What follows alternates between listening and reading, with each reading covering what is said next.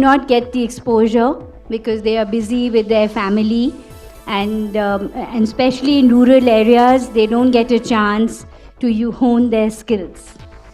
I try and do what I can to help people, especially in the rural area, especially women. And the only goal that I have is that every woman should have a house of its own, so that he doesn't have to ask for his husband or his father or his brother. So that is all I want, that all women should have their own home without anyone else's money. That's all I think we should do. The moment she's burst onto Bollywood, and to the time that she has owned it, clever Deepika, I saw that. To the time where she's owned it, she has metamorphosed from a beautiful face to a powerful voice. And I think it's clear that Vogue has been in love with her through the entire process. For me, she perfectly embodies and exemplifies what Homi's film is trying to convey. An empowered woman is one who makes her choices. And I think, Deepika, you've made all the right ones. My question to you is, what does freedom of choice mean to you as a woman? Hi everyone, good evening. I think to put it very, very simply, and I was saying this earlier, someone was asking me, I think it very simply boils down to being the person that you want to be, you know. I think I grew up in a family where there's me and a sister and my mom, and my father's the only male person in the house. And all of us have a voice, you know. If we had an opinion, we were allowed to share. You know, my parents never said, oh, you have to, or my father never said, oh, you know, you have to do this and you have to do that. So I think stemming from that, I've always as a child been allowed to voice my opinion or to just be the person that I want to be. And I think that's when I at least personally feel truly empowered, when you're not caged, you know, when you don't succumb to expectation, you know, when you speak your mind or you do the things that you want to do and you do the things that make you happy. Yeah, thank you.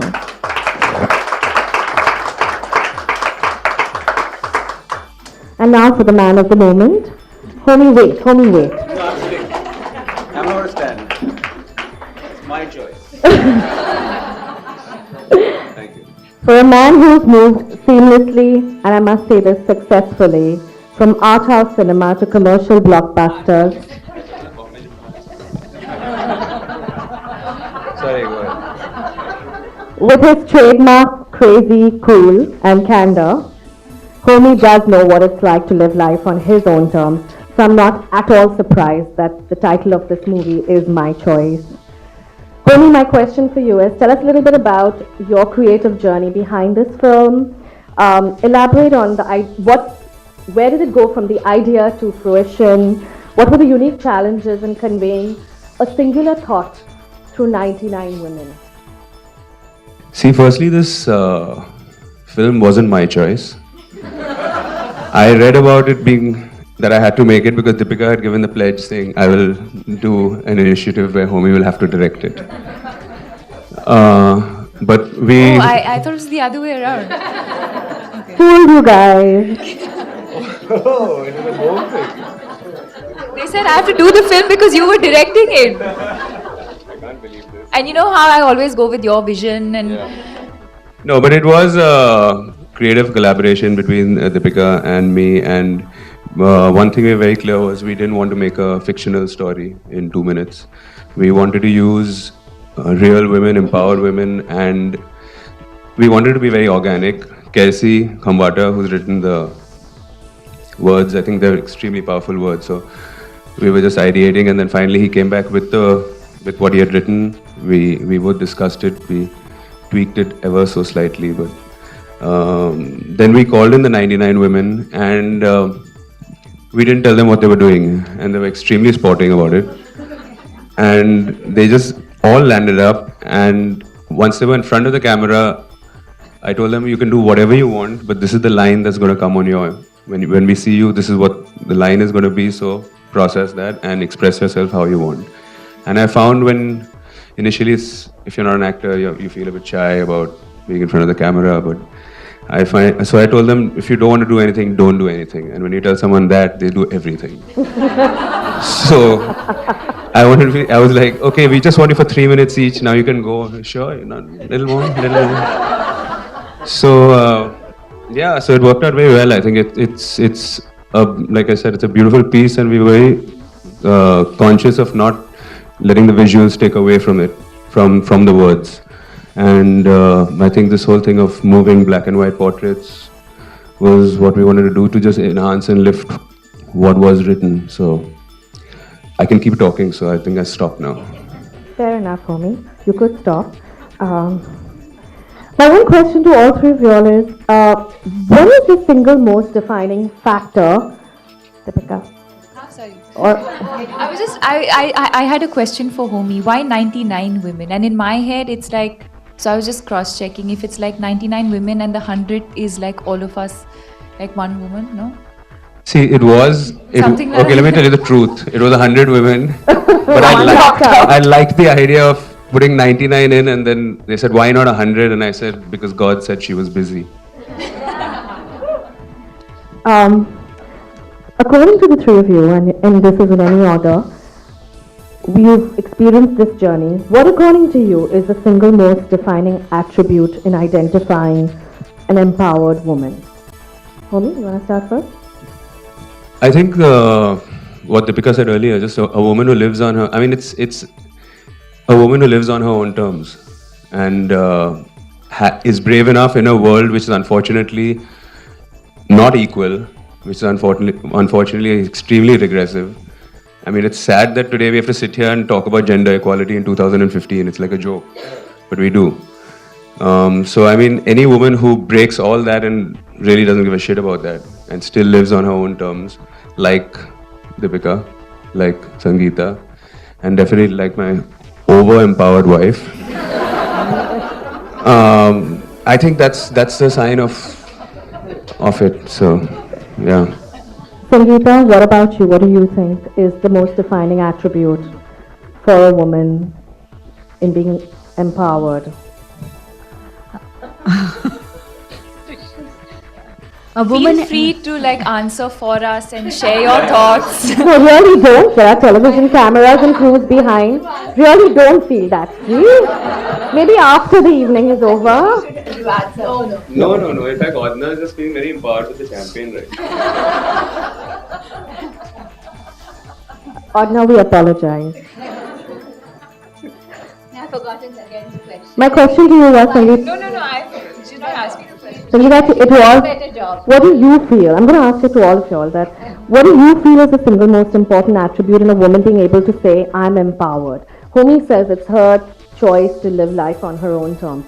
Do you feel it's financial independence? It's, like you said, having a home, a roof above your head. What do you feel is?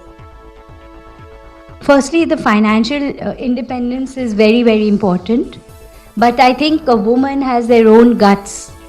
If a woman decides that she wants to do something, a woman does it, in spite of odds.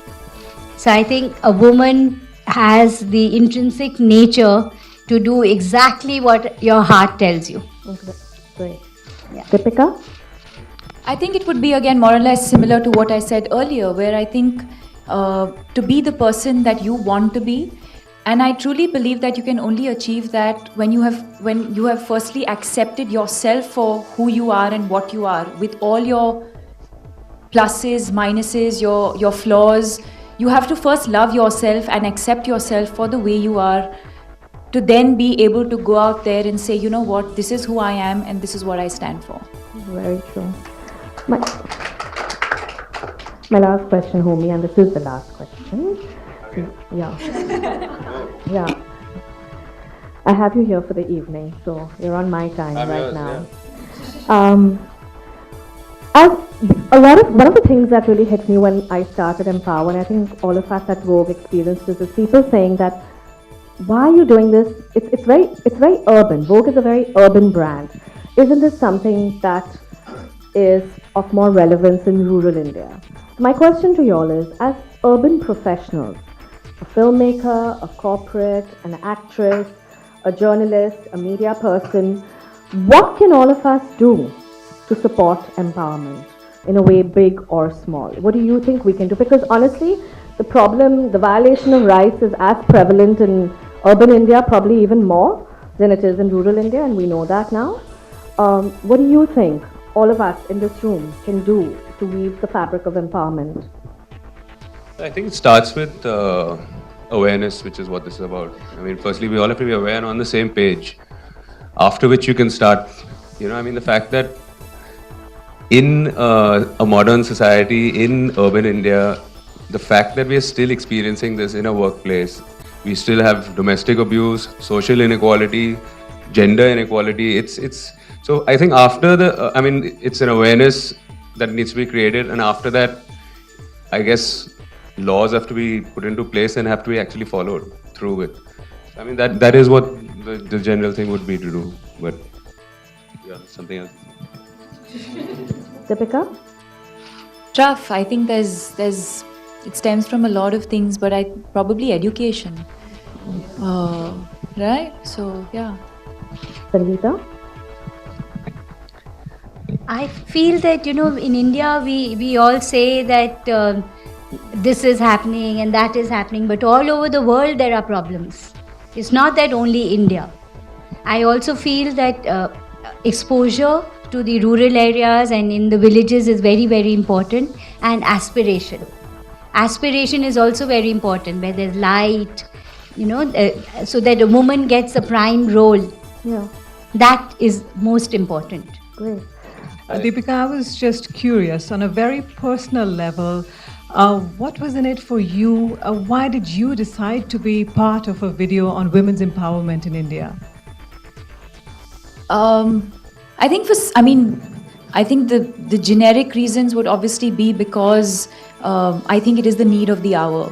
And I don't think we've made this film saying, okay, this is for India. I think, like Priya said, I think we're facing this issue globally.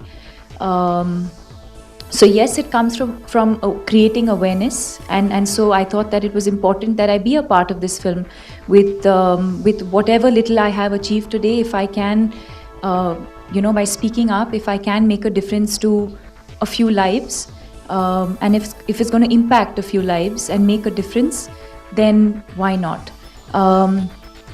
Also because I believe in the Vogue initiative, not just with this film, but the idea of the entire Vogue empowerment initiative, and the fact that Homie, for me it's really he's given me Cocktail, he's given me Finding Fanny. Sorry, I have to bring it back to the films, but I think he sees something in me that I guess I wouldn't say other people don't, but I think he sees me very, very differently. And it was a phone call, and he was like, I think we should do this, and I was on. So it's as simple as that. May I now request Sangeeta, Deepika, and Homie to please sign the film poster. And I'll also be inviting all the women who are a part of the film to then come on board and sign it as well. That'd be very cool.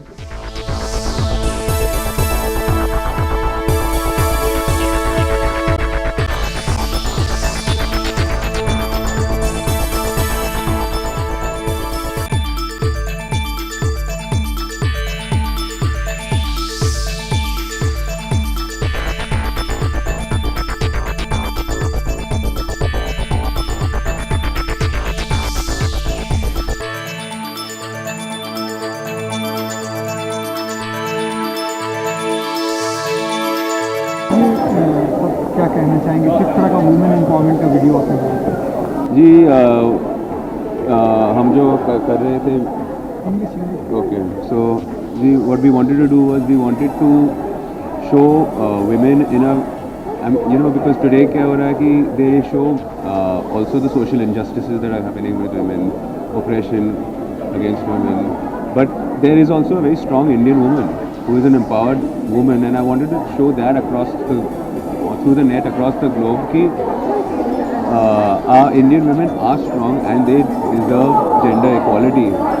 Every woman deserves gender equality, not just an Indian woman. And I think that was what it was about. It was to show that, we wanted to portray that, and it was very organic because we used non-actors, all walks of life, and while the words were being said and they were in front of the camera, it was the first time they were hearing to Unloko, they had to react to that at that point and express themselves and process what they were hearing, and that's how we came about with the idea. Well, that was the pledge we made at that time. So, Vogue, when they asked us, what can you do for women's empowerment, what will you do for the initiative? We were just, I think, coming off the film Finding Fanny, and we said, "Chal, we'll get together and we'll creatively collaborate and do a 2.5-minute piece." In UK, daily 250 rapes are happening. Yeah. What do you want to say about rape in India or Delhi also? It's not about India or Delhi. I think it is the most disgusting, regressive, and it is pathetic that it is sad that today, in today's day and age, we have to actually start a movement to discuss gender equality. We are so way back. It's almost like we live in the medieval ages. You know, I mean, recently there was a film out where as soon as you leave NH10, they said that as soon as you leave the city, it's a different world, it's a different system, it's lawlessness, and it's in this space, and it's sad that we are in a situation like that today. But I genuinely feel it is an extreme problem. It is not a small problem. It's an extreme problem. It affects women all over and the world. And sure, throwing light on it, creating awareness of it is one thing, but we have to act upon it, and it's just getting worse and worse. So it's not a matter of. What are your expectations with government of India on this matter? I think they are. I mean, it's easy to sit and point a finger and to criticize, but I feel that the movement is happening. There's a social awakening happening. So it's not that the government of India is not interested in trying to resolve the issue and all, but it runs much deeper when you go into rural areas and all. And I think that they are taking steps towards doing it. Plus, on an urban level, we are taking steps to try and create awareness, to educate the things, fighting for the rights of the girl child. So I think it is all happening, but it's just not happening enough. But it will one day. Hopefully, there will be an equal world. Thank you. Thank you so much.